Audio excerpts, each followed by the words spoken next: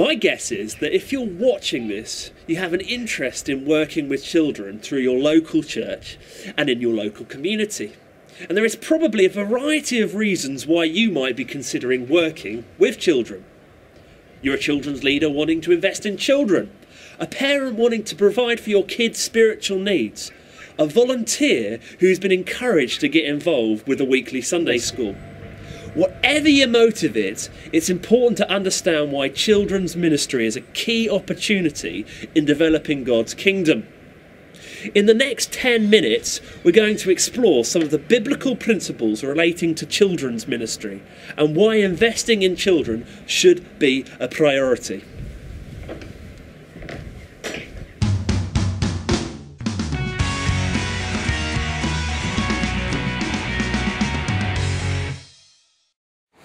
Genesis chapter 1 is right at the very beginning of the Bible. It helps us understand how and why God created the world. God created the world so he could populate it with his people, us. Then God said, "Let us make man in our image, in our likeness, and let them rule over the fish of the sea and the birds of the air, over the livestock, over all the earth, and over all creatures that move along the ground." So God created man in his image. In the image of God, he created him. Male and female, he created them. Now, what I find interesting about this passage is that God didn't create man first and then tackle the problem about where he should go or what type of planet they should dwell on. God spent time preparing the very foundations of their home. Now, it wasn't until the very end of the creation process, the sixth day, God created Earth's first human inhabitants, Adam and Eve.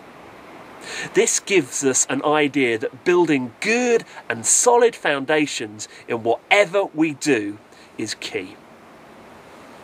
Therefore, everyone who hears these words of mine and puts them into practice is like a wise man who built his house on the rock. The rain came down, the streams rose, and the wind blew and beat against that house, yet it did not fall, because it had its foundations on the rock. But everyone who hears these words of mine and does not put them into practice is like a foolish man who built his house on the sand.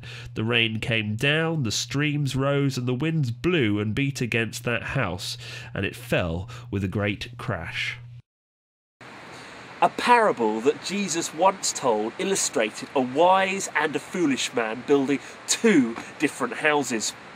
The wise man took time selecting the right site where the foundations were going to be solid.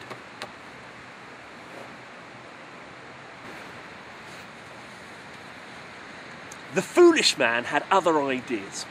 He wanted to get on with his home and complete the task as quickly as possible. He wasn't prepared to put the work in, but instead wanted to reap the benefits of living in his new house.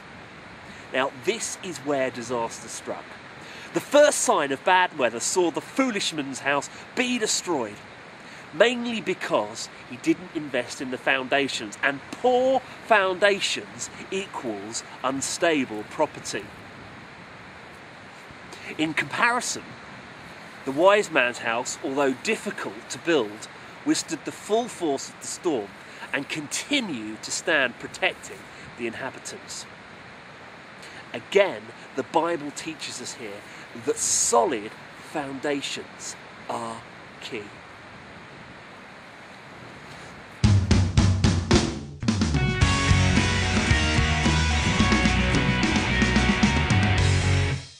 In the book of Matthew, two particular passages stick out as prime examples of how God views children. At that time, the disciples came to Jesus and asked, "Who is the greatest in the kingdom of heaven?" He called a little child and had him stand among them and said, "I tell you the truth, unless you change and become like little children, you will never enter the kingdom of heaven. Therefore, whoever humbles himself like this child is the greatest in the kingdom of heaven. And whoever welcomes a little child like this in my name welcomes me.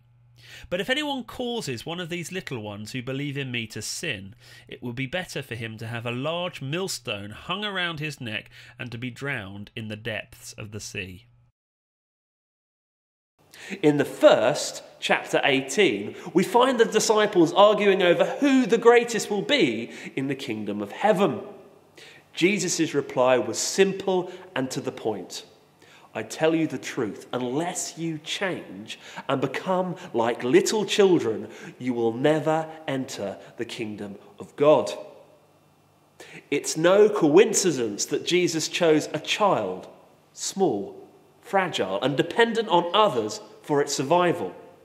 The disciples were arguing about who will be the greatest, but Jesus reminds them that the greatest will only be those who learn to fully rely on God.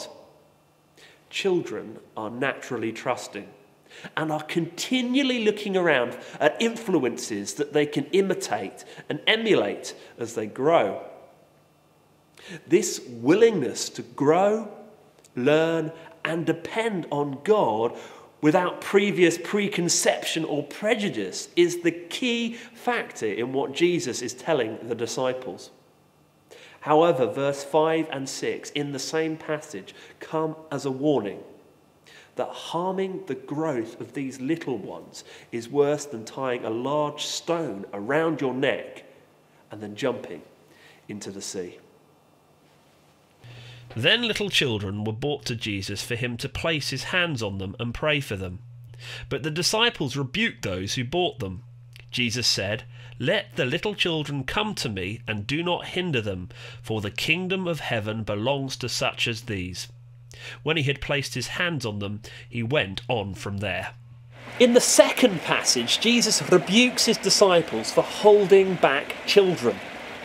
We assume they were eager to interact with Jesus but were turned away because the disciples felt that Jesus had more important people to see.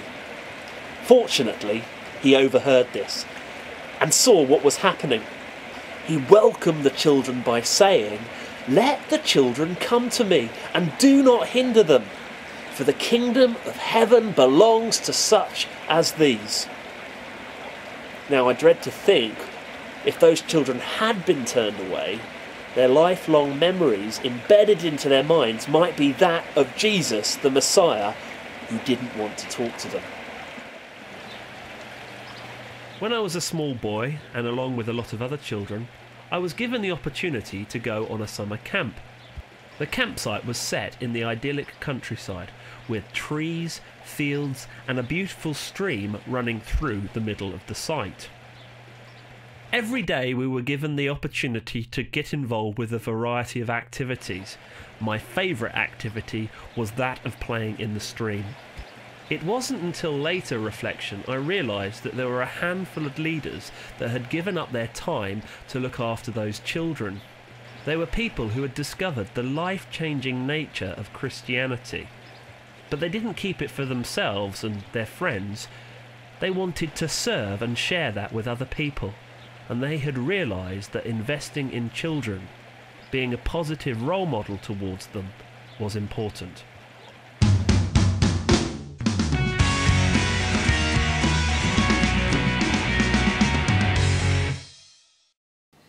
If we as a church community choose to invest in children, we are choosing to invest in the very foundation of their lives. If they positively interact with Christians and come away with fond memories of people living out an active and life-changing faith, it will likely be that those children will choose to embark on their own faith journey and hopefully still be walking that same path to the very day they die. I can only imagine what would happen if we neglected this responsibility.